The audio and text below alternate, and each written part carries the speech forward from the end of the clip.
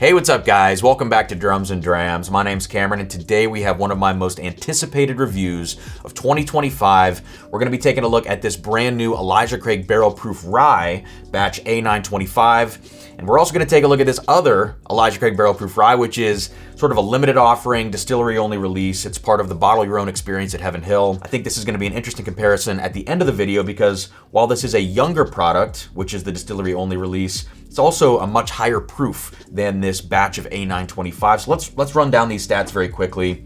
The very first inaugural batch of Elijah Craig Barrel Proof Rye is coming to us with a very solid age statement. This is 12 years, 3 months old, but the proof is what's kind of freaking people out a little bit. This is only 108 proof. So what we've seen in recent years, not with the rye, obviously, this is the first release, but with the Elijah Craig Barrel Proof Bourbon, is we've seen a decline in proof. We've seen a decline, generally speaking, in age statement as well, besides C923, which was a much older product. And I think folks are kind of concerned moving forward just with Elijah Craig Barrel Proof as a whole, because as the proof drops, it seems like the batches are kind of declining in quality. But with this barrel proof rye, I think a lot of us don't really know what to expect. And so while we do get that solid age statement, 12 years, 3 months, that's like a massive plus for me. The proof being 108, which is 54% alcohol by volume, that is a little bit of a red flag, or at least kind of like a question mark or asterisk that I'm gonna put next to this. And I'm gonna keep that in mind as we go through this review. But what we have here with the Bottle Your Own is 132 proof. So that's a really solid proof point. I think a lot of us would love to see that on this batched product. That's gonna be 66% alcohol by volume. They're calling this batch Y725. I think it's just like a distillery thing, that they're labeling it as. And what I've heard is that this is a blend of 8 to 9 year barrel proof rye. I can't totally confirm that. It does kind of make sense. With the flavor profile, as we get into it, we'll talk about it a little bit more. But I think the most noticeable thing to say before we dive into the nose on A925 is that the color of A925 is pretty typical. It's just typical amber color, nothing crazy. But this younger, higher proof version is super, super dark. Expectations are high. Price point still solid. I think like 75, or $80. It's around that range. So here we go on the nose. Let's see what we get. All right, so first impression on the nose is that this is a very sweet and very approachable whiskey. And I think the main contributing factor to that is probably just the proof point. 108 proof, 54% ABV. That allows you to really stick your nose in the glass and take a big old whiff. You're not gonna be, blown out by a bunch of ethanol or a bunch of crazy spice, given the fact that this is a barrel proof rye. It is just super approachable through and through. I'm probably gonna continue to use that word throughout this video. But let's talk about the sweeter notes before we get into some of the rye characteristics. So I think the main thing I'm getting here is this kind of vanilla cream, marshmallow almost kind of combination with a little bit of honey in there as well. Those sound probably like typical notes when you just think about Kentucky whiskeys in general. But I do think it's a little bit surprising for a rye to be so sweet, so vanilla forward, and that marshmallow note is the one that's most interesting to me because typically I only get this kind of marshmallow sweetness when you're talking about toasted products. Oftentimes you get the marshmallow note, but you also get a lot of like youthful barrel spice and just overdone toasted barrel influence. But here it's just pure sweetness. It almost reminds me of kind of like the sweet notes that you get on the Jack Daniel's Toasted that came out this year. No, this doesn't smell like a Jack Daniel's product, but it's got that same idea of that kind of like very, very sweet vanilla marshmallow honey kind of sweetness. Now, digging a little bit, lower, a little bit deeper into this whiskey, you do start to pick up on rye characteristics. So for me, it comes across as a little bit of a minty note, a little bit of like spearmint almost, and also kind of like this fresh basil thing. The basil's very much in the background, but you get this kind of menthol cooling sensation, a little bit of just like this fresh green kind of note, which I attribute to this mint and basil combo. So I do think it's again, I'm gonna say it again, approachable nose. Is it my favorite nose? Is it something that's making me go, wow, holy crap, run out and buy a bottle of this right now?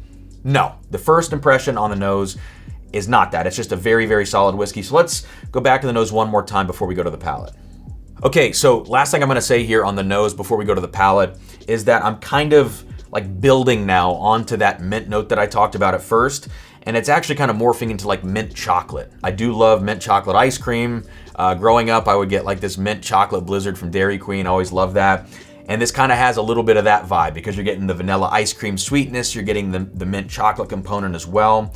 So I think fans of mint chocolate are really gonna like this on the nose. And then I think one thing we need to talk about here is just the oak component. Like, how is the oak kind of interacting with the other notes in this whiskey? And I guess what I wanna say is that this is not the same kind of oak that you might imagine a 12-year Elijah Craig barrel proof bourbon would have, where the oak can kind of be its own thing. Like, you get this heavy rickhouse, leathery, funky oak kind of in the background. If you think back to 2020 batches and earlier, you're gonna get a lot of that.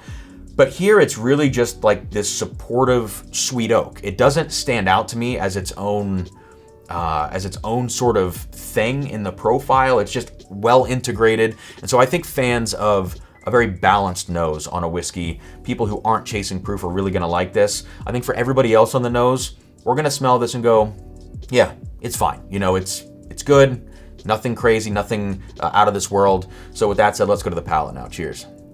All right, guys, so I'm a little bit torn about this whiskey after that first sip. It starts off with just a ton of rye spice, and honestly, for 108 proof, I would not have expected to have this much spice on the front of my palate. So right away, I get tons and tons of like prickly white pepper, kind of like Pop Rocks-ish spice that's on my tongue. And there's also a huge wallop of mint. So on the nose, this felt very balanced, very restrained, kind of everything in check, everything in its right place. But when you get this on the palate, it really smacks you in the mouth with a lot of rye influence. So I think in one way I like that because you do get a little bit more personality, a little bit more presence from the whiskey in that way, but you also lack presence in another way. And so what I mean by that is that after you get all of that spice on the front of the palate, as this thing starts to develop, I feel like I want a little bit more support for all of those spice notes. It feels like a lot of spice on the top, very clean, like almost like I just brushed my teeth a little bit, minty, peppery, toothpaste kind of spice. And I just want more sweetness. I want more support, more oak, or something to kind of back that up a little bit.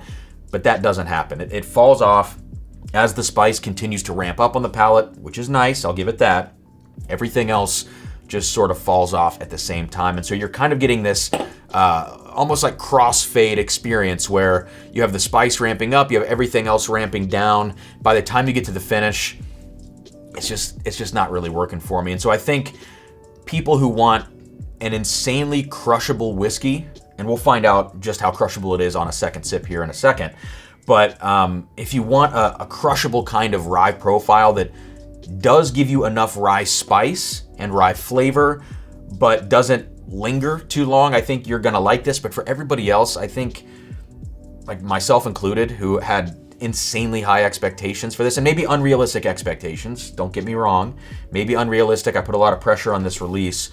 I think for you folks and for me, this is a little bit of a letdown, which is kind of in line with what we've been getting just across the board from Heaven Hill in the last couple of years, I would say. Let's go back and do one more sip. I'll dig a little bit more into the notes and see if this thing maybe surprises me, or maybe this is gonna get even flatter now that my palate has acclimated. Here we go. Yeah, unfortunately, I just feel like this whiskey is not quite doing enough for me. So on that second sip, I will give them credit. I am getting a little bit more of like a fruit influence on the palate.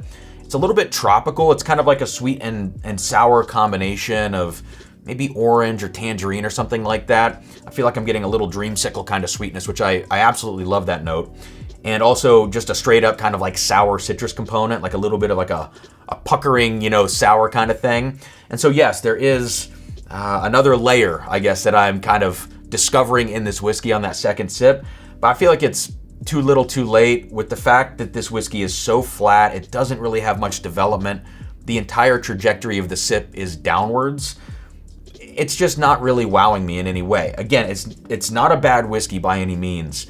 And maybe the reason Heaven Hill chose to do this is because they're thinking of like mass appeal. Maybe for their consumer base, they have some metrics or something that show that folks are nervous about rye, and so maybe they want a lower proof rye or a more approachable rye.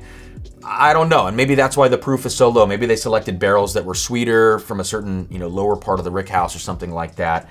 And I do think this whiskey does probably have some level of mass appeal for the non-enthusiast crowd. I wouldn't be mad about buying this at SRP. I wouldn't be mad about paying up to $100 for it because it is new. Anything over that, I'm leaving it on the shelf. I'm hoping that the next release has a higher proof point.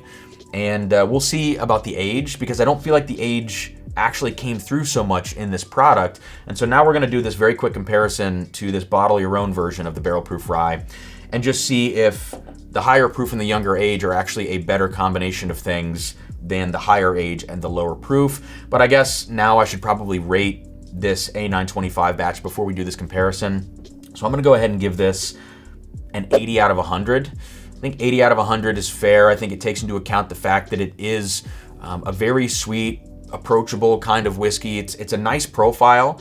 I wish it was dialed up a little bit, but also not everything has to be blisteringly hot and rip your face off. Let me know in the comments if you guys have a chance to try this and if you think 80 out of 100 is a fair score. But now let's move on to this very, very dark, I believe 8 to 9 year batched version of barrel proof rye at 132 proof. Let's go to the nose very quickly. Wow, so this is like a, this is a tale of two whiskeys in this tasting. The nose on this whiskey is so freaking dark. It's savory dark. I mean, we're getting into, I know this is kind of maybe a comparison that folks are gonna say I'm exaggerating about, but like 13th Colony Double Oaked, batch 2, this has a lot of elements of that. It's like that heavy, like maple, bacon, very, very bittersweet, dark chocolate, coffee kind of nose. It smells exactly the way it looks. Like that color, however this is coming through on camera right now, that color is what it smells like. It's so savory, it's so bittersweet and intense. It's maybe a little bit overboard and a little bit brash, but like I will take this all day. Unfortunately, over this A925. Let's go back to the nose one more time. Yeah, honestly, there's not much else to say about this on the nose. I mean, I am getting a little bit more of like this gingerbread clove kind of thing, but by and large, the standout aspect of this whiskey is just how concentrated and cooked down and reduced all of these notes are. So much bittersweet dark chocolate and coffee and almost like earthy, soy saucy kind of savory notes. It just, you know, you just can't beat this profile. It's not perfect. It's very in your face. It crawls up your nose. The youth is kind of apparent, I would say, as well. But because you have so much oak influence seemingly balancing that out, I feel like for me at least, I'm willing to forgive the flaws of this whiskey a little bit more because it's just like, I keep saying this in videos, but it's like style points. Like this whiskey has style points. It's super fun. It's loud. It's in your face. And I'm curious now to see how it translates to the palate. So here we go. Wow, that is one heck of an intense whiskey. I feel like my eyes are gonna start watering because right away, like this just completely takes over your palate. Just like I said on the nose a second ago, it is not a perfect whiskey. This is loud and in your face. It's the obnoxious person at the party that doesn't shut up. Holy crap. The amount of aromatic, overdone, bittersweet spice, like nutmeg and clove specifically, even like cardamom in here. It's like you just dumped spices into not enough water and you tried to mix it up, but it couldn't fully dissolve in the water because there's not enough water there, right? And so it's like clumpy and like sticking to your mouth if you tried to drink that. That's what this reminds me of. It's got that very gripping, intense sensation, like I legitimately have cinnamon like in my mouth, like I ate a spoonful of cinnamon. That is crazy. That is a crazy whiskey. I'm gonna rate it probably a little bit higher than this A925, fully understanding that yes, it does drink a little bit younger, and that yes, it is a very imperfect whiskey, but my God, is this fun to drink. And it just kind of brings me back now to why Heaven Hill chose these barrels for this first release of barrel proof rye, this A925. Like, they had to have a reason for doing this. What's boggling my mind, let me go on a quick little tirade here before we wrap this video up, and let me just say I'm gonna rate this whiskey, I'm gonna rate this an 83 out of 100. But quick tirade time. I feel like Heaven Hill needs to start listening to consumers, and maybe I'm a little bit, I don't know if jaded is the right word. I mean, I'm probably definitely jaded by this point by a lot of distilleries right now making silly decisions, seemingly. But maybe I'm just being too picky and too focused on the enthusiast community, because it's so easy for me and for others on YouTube and in blogs and stuff to complain about things that only relate to a very small percentage of the actual consumer population of these brands. But I can only speak from my point of view right now and try to put myself in others and, you know, give them the benefit of the doubt and try to be empathetic and have perspective or whatever. But from my point of view, it's like, Heaven Hill, please start listening to the people that are tasting and talking about your whiskey. We've all said Elijah Craig Barrel Proof Bourbon is slipping. C923 being an exception. I thought C922 was pretty darn good as well. There were others in there. A123 I thought was solid, but by and large, the proof is going down. The age statements are going down. We're getting an embarrassingly low and the lowest ever age statement coming up for C925 bourbon. And so now let's talk about the rye here. It's like, yes, maybe you're worried about your mass appeal and your everyday consumer, but I mean, you put this out in the gift shop, you know that putting a 132 proof, super dark, crazy product like this out is in some ways appealing to some audience.